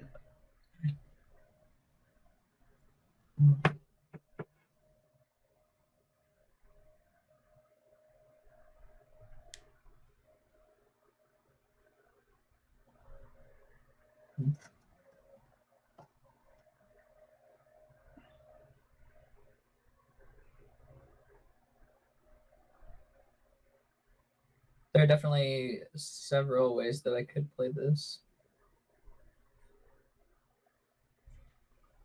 So, just to give a quick summary of my options here, I could map to try to find a land. I could do this before or after Shadowy Backstreet if I don't want to do anything else with my mana. I could attack, play a Nurturing Pixie to bounce the Siren to make another map. Do you only have the second land? I have 4 lands in my hand. Oh.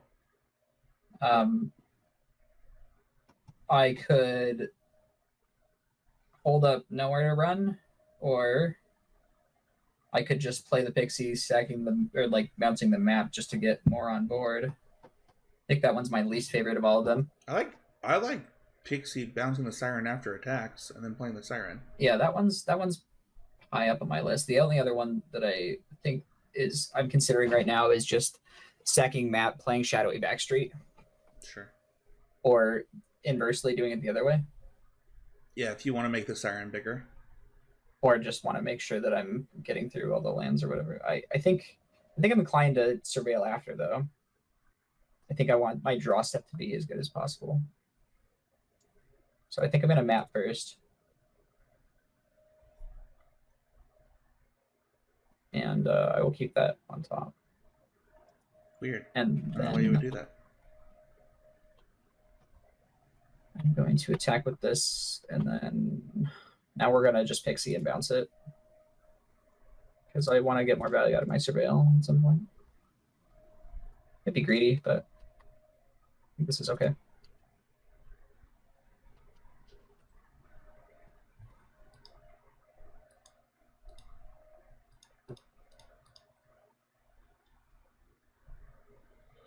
All right, I'm going to do the obvious play that we kept the sand for. Obvious plays. Like that.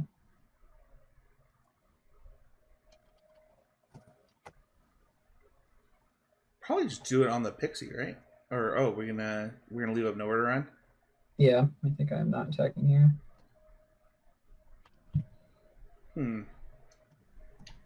That is... as per usual, like I feel like you were saying that you're the control deck in the matchup, but I kind of actually disagree.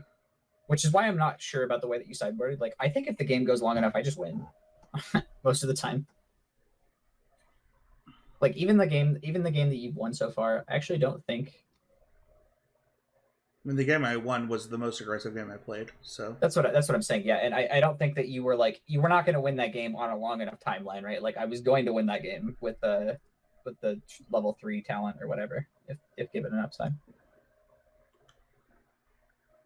Yep, that's fine. Yep, that's fine. Sequenced it this way to play around like a null or any other kind of counterspell. I don't want to just like lose my guys for free. Right?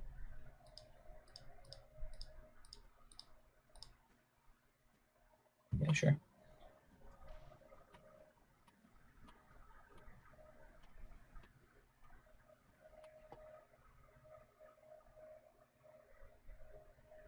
Interesting.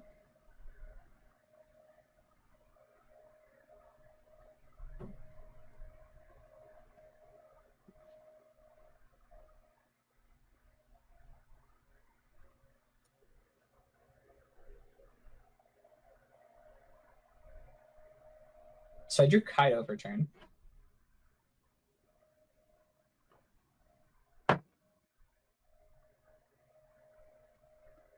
I guess there's no advantage to just hard casting Kaido, right? It's just almost strictly better to flash it in because I can just replay whatever thing. Yeah, you can just replay the Siren or the Pixie. So now what I'm thinking here is maybe I just attack with Pixie for 2, flash in Kaido, replay the Pixie, bring back nowhere to run to hand. That makes sense. And then have to tap down the Acolyte. But I have 2 blockers. So if you want to activate the Statuary, you sacrifice your board to kill Kaido. For the Sanctuary, I keep calling it Statuary. I think that is a reasonable way to go with it.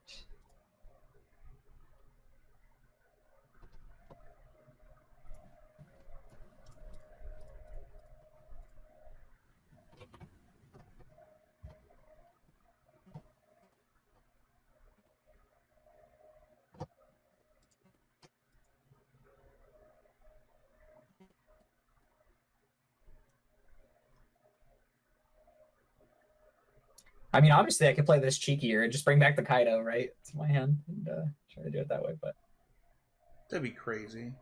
Yeah, I suspect that's not correct. What's interesting, I have a Cosmogrand and a Stock Up and a Shadowy Backstreet in my hand, which I've already talked about all these cards, but is a little bit awkward. Like, I don't necessarily have a way to do anything with that particular scheme of cards. I'm supposed to bring back nowhere to run, though.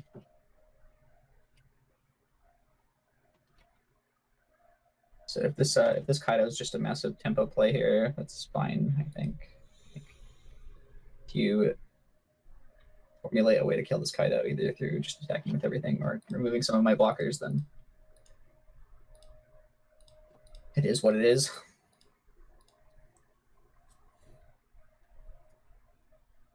It's interesting that they just kind of recycle themselves, huh?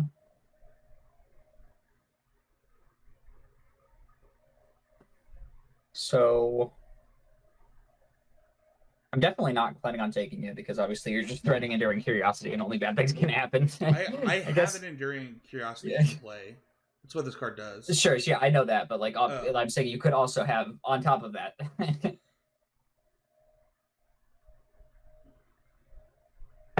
So I guess the real question is it better to block the Vampire with the Pixie and chump block the 2/2 and then you get another 2/2 at the end of turn, or trades all around and then you get another 2/2? I think it might be better for me to keep the Pixie around. Because you end up with the same board either way, right? No, you end up with one less. You end up with 2 2/2s this way. No, I get one. But this one's not going to die, though. I see what you're saying. Yeah. I think this is better, though.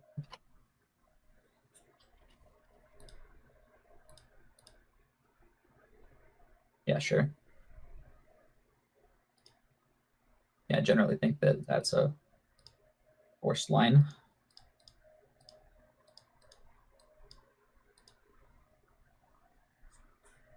Nice.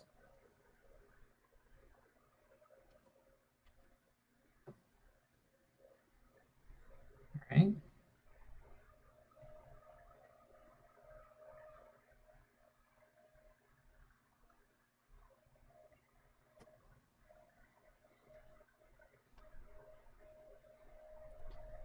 Surreal first.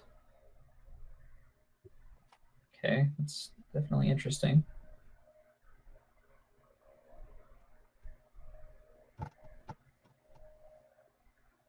So I could attack with, here's the card I'm looking at, if anybody's wondering. So I could attack with the Nurturing Pixie to 0 the Kaido. To draw this card, which would be able to bounce the Kaido back to my hand to hold it for future turns. It might even be good to the thing. So I have Cosmogrand in my hand, right? So I can play Cosmogrand. So attack with Pixie, play Cosmogrand, 0 Kaido, draw the Pixie, play the Pixie, bounce the Kaido to like sort of reset it. Yeah, that makes a lot of sense to me. I also have Storm Chaser's talent. Like it would be a lot more obvious if I needed to make this play, but I don't necessarily need to make this play. Like I could just plus the Kaido or whatever, leave it in play. But actually, I kind of think that getting more value out of this Kaido is going to be worthwhile. I'm just going to try to facilitate some chump blockers or whatever in the meantime.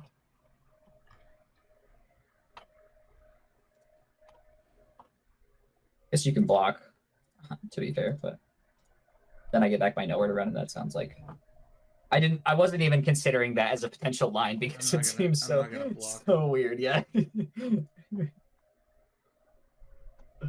I actually don't think that we need a second stock up here.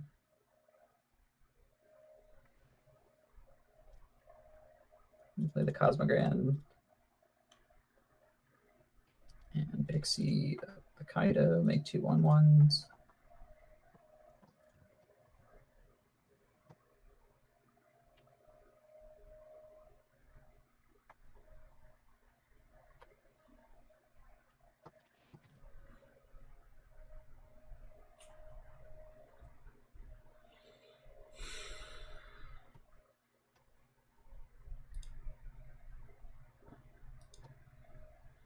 I think you're a little bit ahead in this game for what it's worth. I don't think that.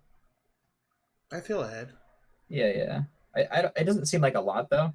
Like it's like pretty evenish game, but I do think that you are in a better spot than I am. Like the Acolyte is gonna make my life hard.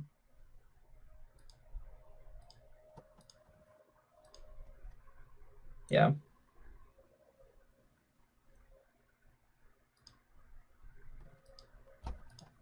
Sure, life total's under a little bit of duress at this point.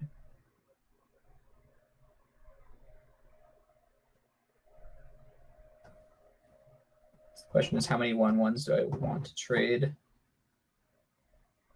for cards in your hand?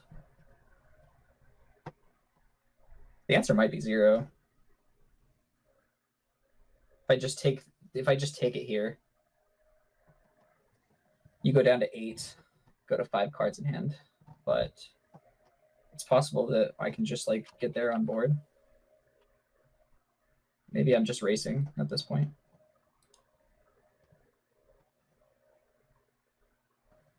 Wait, what happened? Did I deal you damage? Yeah. Dude, I definitely have my stop set wrong. I have an Enduring Curiosity. Alright. What? Why didn't you switch it after last time? Because I thought it was at the beginning of damage, not the end of blockers. It's just my bad. Okay. Okay. So we're drawing cards. I only get to draw 1. It's not even. Oh, it's only 1 card, so it's not even an Enduring Curiosity at all. Interesting. Okay, well that card's like a lot worse than I thought it was, which is fair because it seemed kind of broken. So. Oh wait.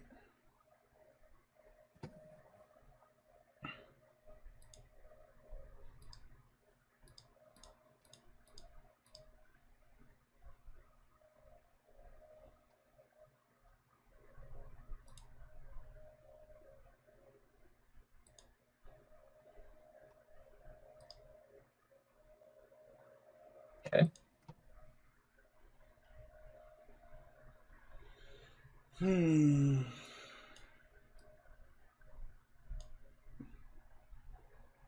Kind of feels like it should be stock up to me. That's my thought too.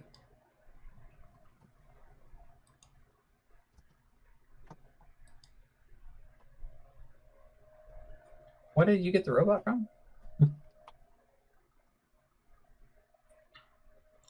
At the beginning of your end step, if a non-land permanent would leave the battlefield this turn, or a spell was warped this turn, create a 2/2. Yeah, what left the battlefield? I don't know. I didn't block with anything. Okay.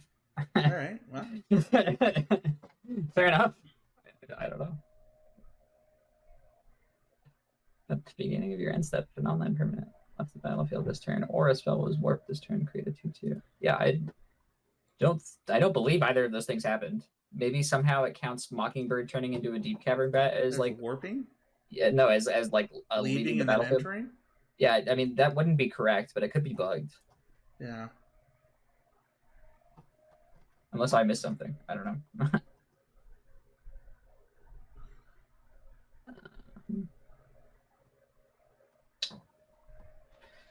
Okay, so definitely still threatening with the 2 Pixies. The Pixies get in there.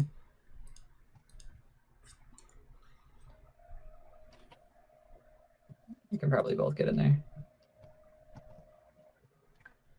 Feels like this game is going to be pretty difficult to win, but if there is any way to do it, it's going to involve me attacking. So. And I thought for sure you were going to put back in the Kaido. Yeah, I definitely should have. That was my fault. It is actually a pretty costly mistake too because I needed the extra mana. It's okay. I was monologuing. You caught me monologuing. You caught me monologuing. Okay. Tap down the lifelinker. Yeah. That makes sense. This would have been a lot better if I could have played Fear of Isolation instead of Talent, and also you'd be at 1 less life.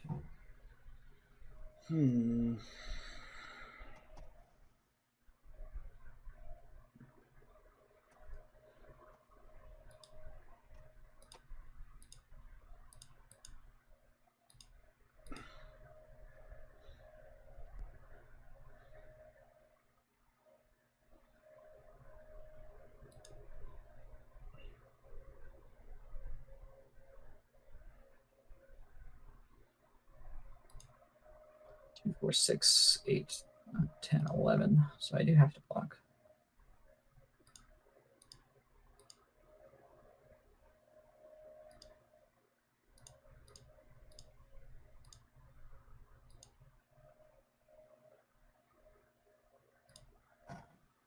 Kaido to me. Kaido.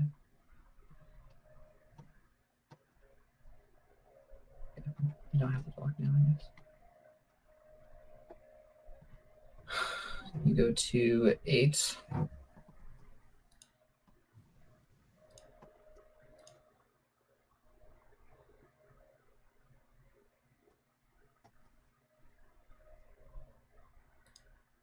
See if I can beat a removal spell. I'm not confident that I can. I'm almost sure I can't beat Flood Pit Drowner.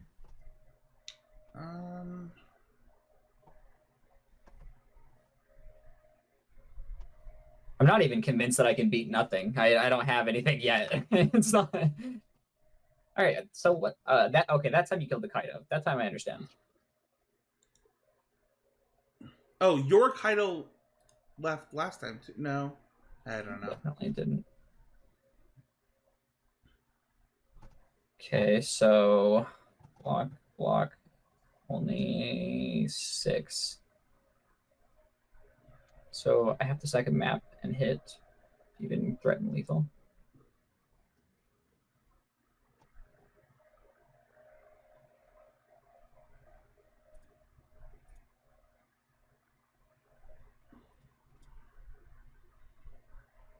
Okay.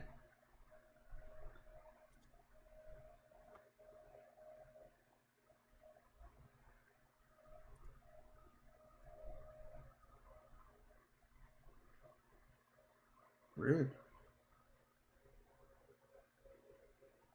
This is a line that literally beats nothing with after you've just drawn 6 cards, so I wouldn't worry about it too much.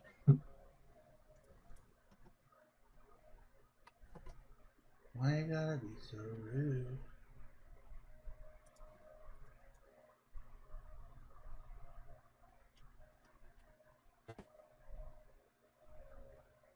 You know, honestly, if I had hit you with the Kaido last turn, it would have gone so much better. Because, like, first of all, you couldn't have attacked with both of the bats. It's probably not correct timing on this. Oh, I thought you had 1 card left, and it was. I do. I mean, I can't play anything, but now I could theoretically like try to block or whatever, and like. That was always the case. Well, you could have just waited till I attacked to flash in the flood pit, is all, and then you just win.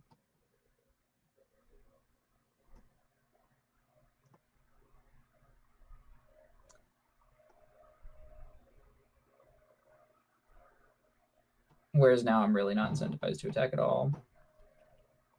Not that I think that I'm like, you know, gonna win this game or whatever. But I mean, this game is definitely over. I'm just gonna let you finish me off more than anything. First thing we're gonna do is this. Yeah.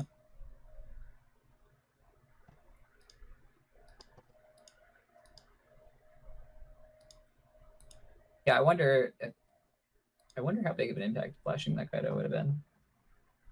Like I would have had an extra 2/3 flyer, which means you would be at 2 less life because of not being able to attack with the deep cavern bats last turn. And I would also have had another attacker. You wouldn't have drawn any cards. Or you would have had to make very different attacks that led to a whole different outcome. It's interesting how big of a difference 2/3 flyer versus a 1/1 on the ground was in that particular sequence. And you being at 1 less life.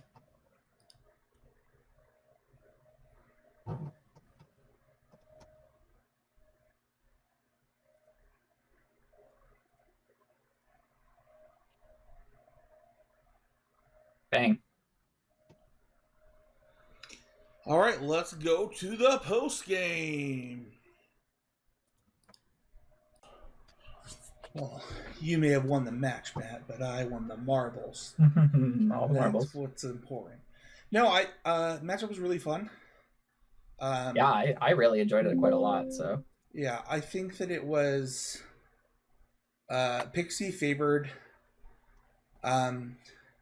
And honestly, it almost feels like a kind of tug and pull. I really like what you said about sideboarding, where it's like maybe sometimes I'm supposed to sideboard the way that I am, depending on how they're sideboarding, and you know, maybe things can be a little bit different. But what I really like about the matchup is like I kept a mono Haymaker hand in that last game. I was like, you know what, like I'm not boarding. I like. If I'm gonna win a game, it's gonna involve all of these cards coming together. So like I'm gonna keep it. I don't have any pressure and I'm on the play. But also like I don't need the pressure on the play as much if they can't answer this specific Preacher of the Schism, which didn't end up happening. Right. I think the Preacher of the Schism was in play the whole game. Yeah. And I don't know. I think it was fun. It was enjoyable. I think it's Pixie favored. Obviously, like, I gotta set my stops to play this deck on Magic Online. I hope people learn from that. Because we had 2 stoppage problems in this match, but... Yeah, I think also one thing to note is that I think that it is sort of intuitive to think that you should be playing the quote unquote control role from the UB side, but I think that from those games, I am even more in the camp of that is just not your role in this matchup. Like, I think inevitability 100% favors the Esper deck. I think that your goal as the UB deck is to just like control my early things, kind of. Even then, like, I think that if we're both just dropping haymakers, you're probably fine, right? Like, the only one you really need to answer is the Zenith, the Cosmogod. Yeah. And if you can avoid having a Cosmogrand just pop off on you, and resolve a lot of your haymakers that are hard for me to deal with, I think that's the best way that you can. I agree with that completely. Well, that is going to do it. Leave a comment. Let us know what you thought of the matchup. Let us know what decks you would play other than blue-red Cauldron in Standard. And we'll see everybody next time with another Constructed Clash. Don't check out our sponsor, though. Mana Traders. Use the code CCMG6 probably at the time of this recording, or just use the link in the show notes. You can find me at Spencer13H on Blue Sky. He's a game on Twitter, and you can find Matt nowhere. He's a ghost. So we'll see everybody next time with another Constructed Clash.